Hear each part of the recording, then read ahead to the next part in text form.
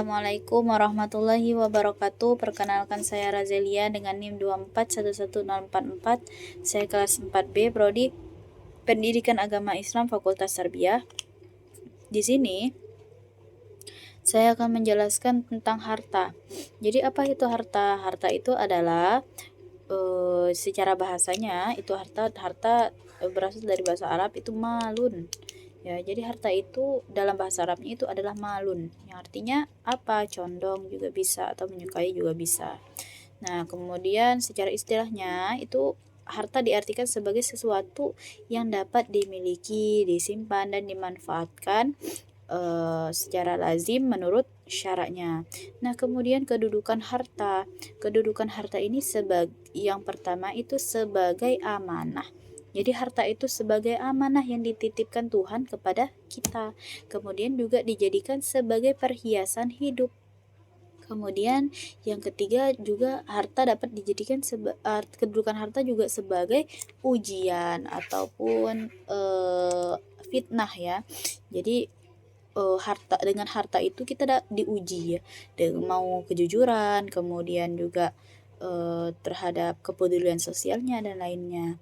Nah, kemudian harta juga dapat menjadi bekal ibadah.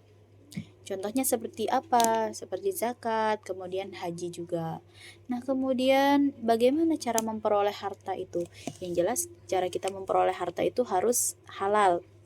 Caranya bagaimana aja?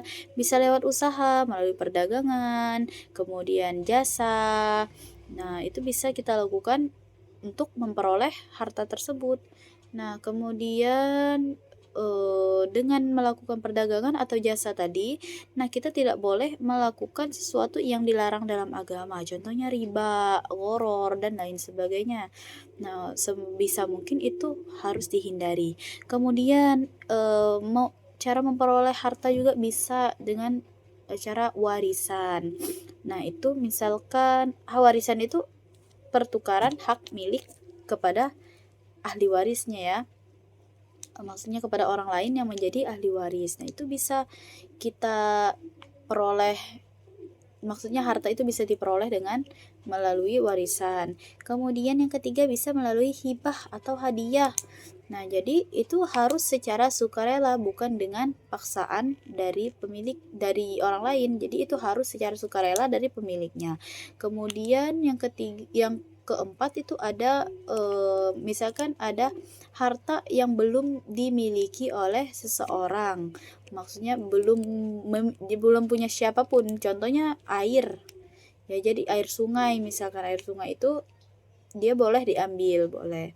Nah, kemudian cara memanfaatkan harta tadi. Tadi kita sudah cara memperoleh dan memanfaatkannya. Bagaimana cara memanfaatkannya? Yang pertama yaitu sesuai dengan kebutuhan kita. Jadi kita harus memenuhi kebutuhan hidup kita itu secara pas. Maksudnya tidak dengan tabzir, tidak membazir. Contohnya kita memenuhi kebutuhan sehari-hari kita, makan, minum, pakaian, dan lain-lainnya, baik untuk diri kita sendiri maupun untuk orang lain juga, misalkan keluarga-keluarga kita. Nah, itu juga salah satu cara kita memanfaatkan harta itu dengan baik. Kemudian dengan ibadah seperti zakat, zakat, sedekah, kemudian haji, umroh itu bisa kita lakukan. Dengan itu juga cara kita memanfaatkan harta.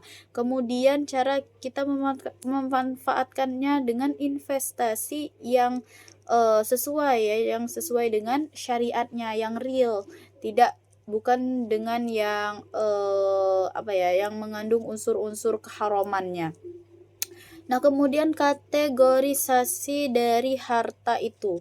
Yang pertama itu ada harta mutakawim dan harta ghairu mutakawim.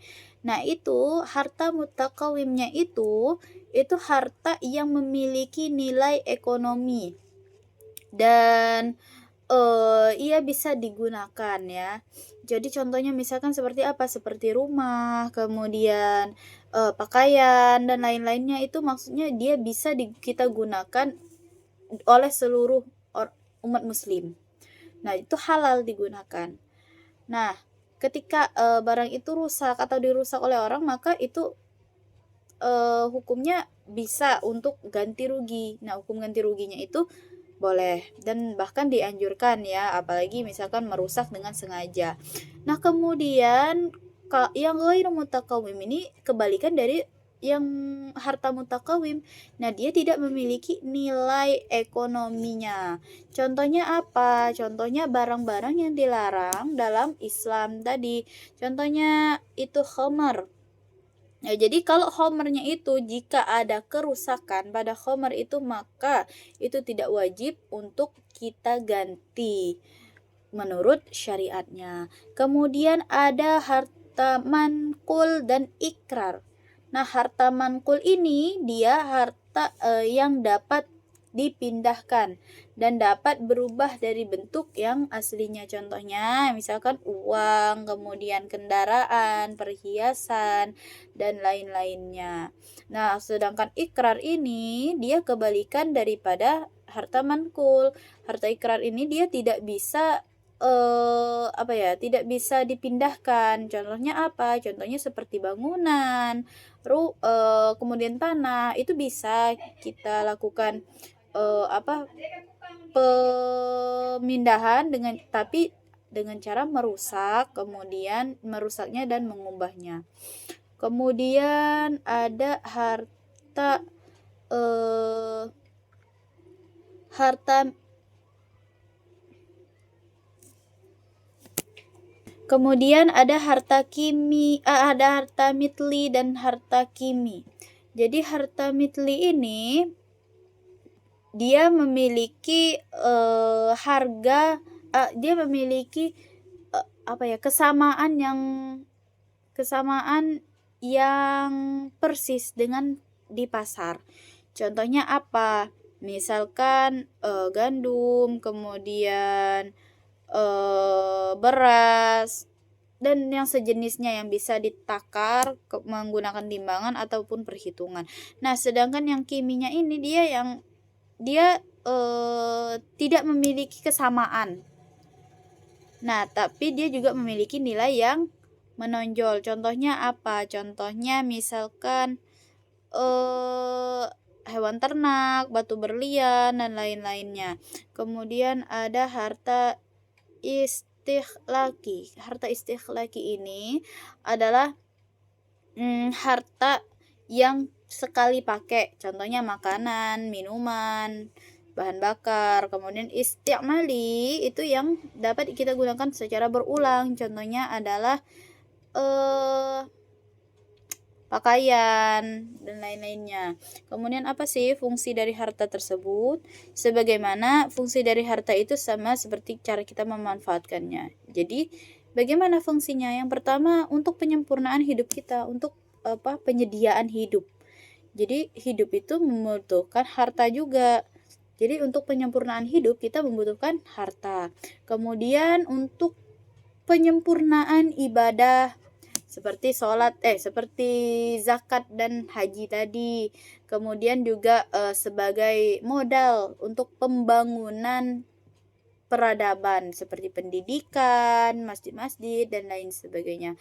Mungkin hanya itu yang bisa saya sampaikan. Mohon maaf tadi ada sedikit lupa dari saya sendiri. Kemudian jika ada salah saya mohon maaf. Wabillahi taufiq wal hidayah. Wassalamualaikum warahmatullahi wabarakatuh.